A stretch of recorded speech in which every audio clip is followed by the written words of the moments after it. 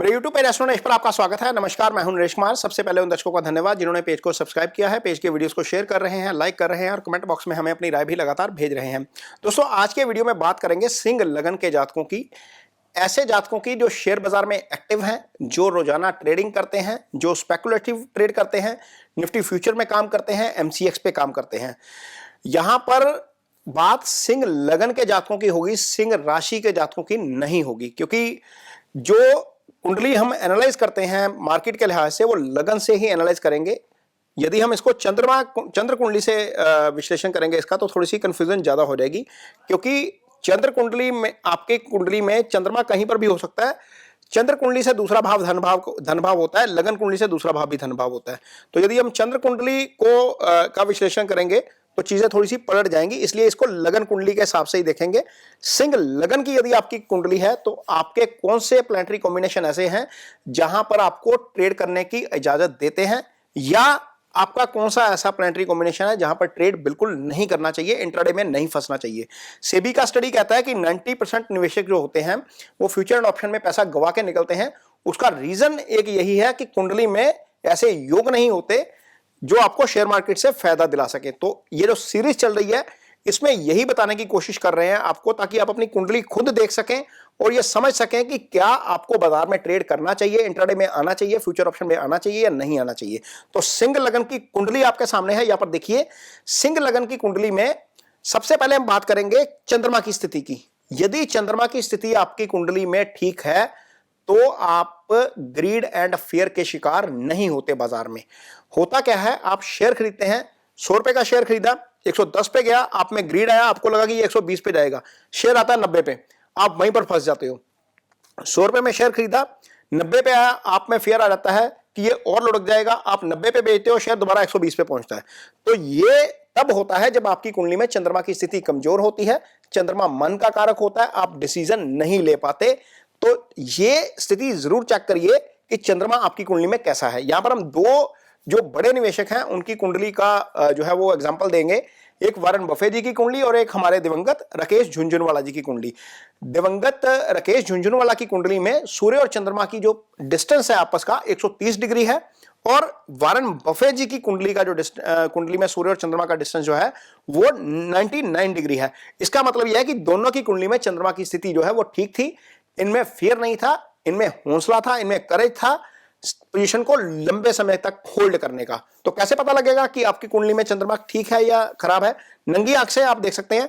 ये सिंह लगन की पत्रिका, मान लीजिए चंद्रमा सिंह राशि में ही है, 12वें का लोड हो जाएगा। हालांकि यहां पर 12वें के लोड का लगन में आकर बैठना अच्छा नहीं होता, मान लीजिए, लेकिन फिर भी मान लीजिए, यदि मान लीजिए आपका चंद्रमा है 4th हाउस में, 4th हाउस का वो कारक होता है, कालपुरुष की पत्रिका में 4th हाउस का स्वामी हो जाता है।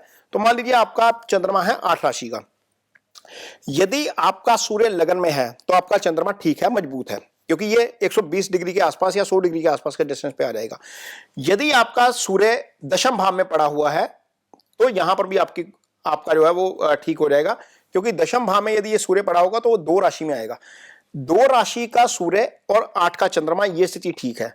मान लीजिए 11 राशि का सूर्य है और चंद्रमा 4th में पड़ा है, तो वो भी एक पोजीशन ठीक हो जाएगी।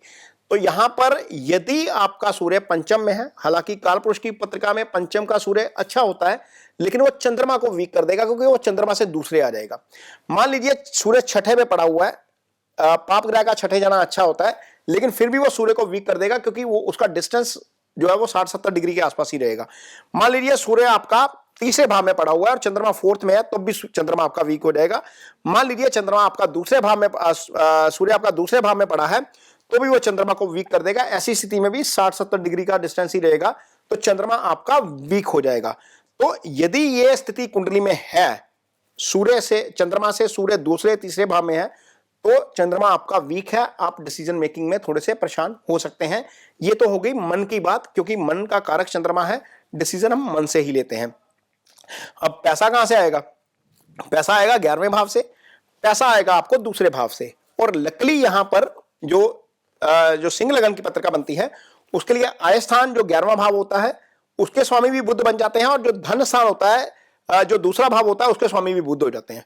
तो बुध की स्थिति, बुध ट्रेड के भी कारक होते हैं, बुध इंटेलिजेंस देते हैं, बुध बुद्धि देते हैं, बुध कैलकुलेटिव बना देते हैं।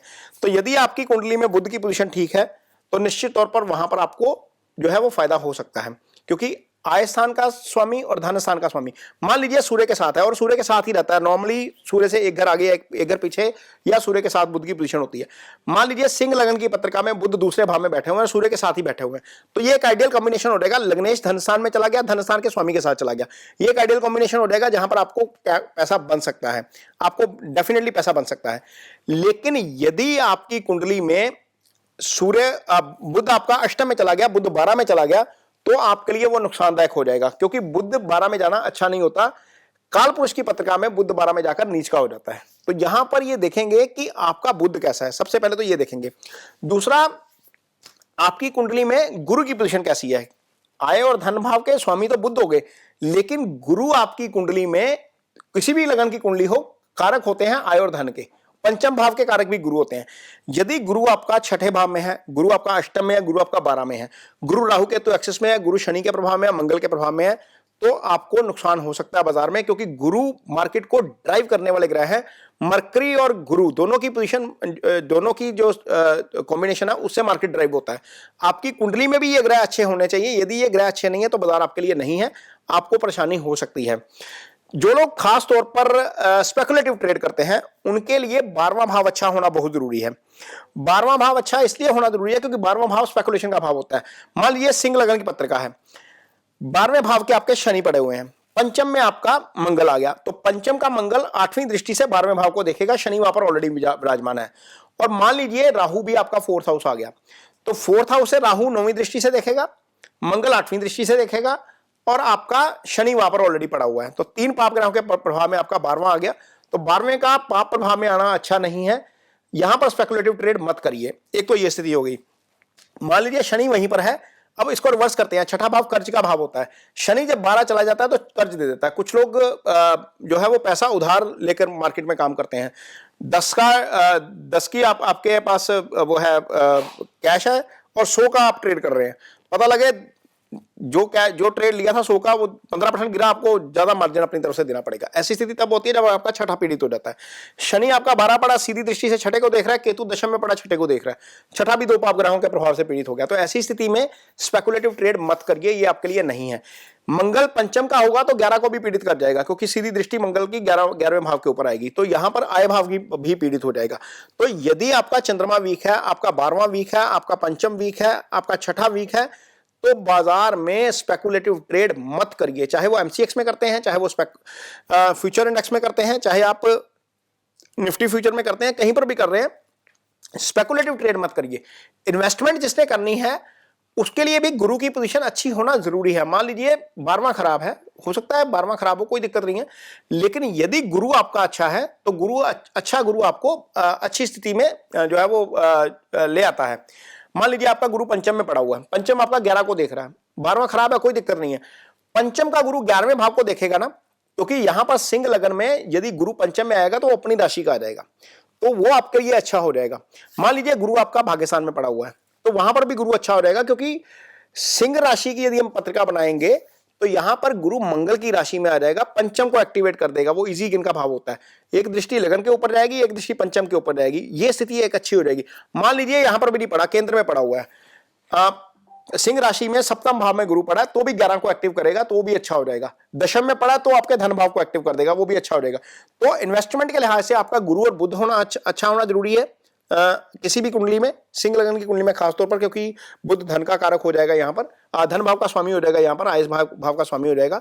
लेकिन यदि आपकी कुंडली में 12वां खराब है, चंद्रमा खराब है, पंचम खराब है, तो स्पेकुलेटिव ट्रेड मत करिए। अब सिंह लगन की पत्रिका में पैसा, बहुत ज्यादा पैसा कैसे आएगा। मान लीजिए शुक्र भी इन्वॉल्व हो जाता है, दशम में गुरु शुक्र इकट्ठे हो जाते हैं, क्योंकि सिंह लगन की पत्रिका में जो शुक्र है वो 10वें का स्वामी हो जाएगा, और गुरु और शुक्र यदि दशम में इकट्ठे हो गए तो निश्चित तौर पर वो पैसा आपको बाजार से दिला देंगे, क्योंकि गुरु की दृष्टि धन भाव के ऊपर जाएगी, और गुरु धन के कारक ग्रह शुक्र, क्योंकि 3 ग्रह होते हैं धन के, एक चंद्रमा होता है जो लिक्विड मनी होता है, जो फ्लो मनी का फ्लो चलता है हमारा रूटीन का, वो चंद्रमा से देखते हैं। जो धन होता है जो संचित कर लेते हैं वो गुरु से आता है। जो इमेंस मनी आ जाता है, जो अपार धन आ जाता है, वो शुक्र से आता है। अब शुक्र और गुरु दोनों इकट्ठे हैं, केंद्र में पड़े हुए हैं, अच्छी स्थिति में आ गए, तो निश्चित तौर पर एक त्रिकोण का स्वामी हो गया, पंचम का स्वामी हो गया ना, पंचम का स्वामी गुरु होके सीधा दशम में आ गया, केंद्र के भाव में बैठ गया, केंद्र के स्वामी के साथ बैठ गया, तो एक तो ये केंद्र त्रिकोण राजयोग बना देगा, दूसरा आपके लिए थोड़ा सा आपको धन भाव के ऊपर गुरु की दृष्टि आ रहेगी। तो ऐसी स्थिति में निवेश करेंगे तो आपको निश्चित तौर पर फायदा हो जाएगा, लेकिन स्पेकुलेशन मत करिए, स्पेकुलेशन करना अच्छा नहीं है बाजार में। तो यहां पर ये एक कोशिश की है हमने सिंह लगन के जातकों को ये बताने की कि यदि आपकी कुंडली में ये कॉम्बिनेशन है तो आपको बाजार में आना चाहिए। यदि जो मैंने पहले कॉम्बिनेशन बताए हैं यदि वैसे कॉम्बिनेशन है तो बाजार में मत आइए, बाजार आपके लिए नहीं, आप नुकसान करके निकलेंगे। ये वीडियो आपको कैसा लगा इस पर कमेंट बॉक्स में अपनी राय जरूर दीजिए। यदि वीडियो अच्छा लगे तो इसे शेयर जरूर करिए, पेज को सब्सक्राइब जरूर करिए। इसके साथ ही मुझे दीजिए, नमस्कार।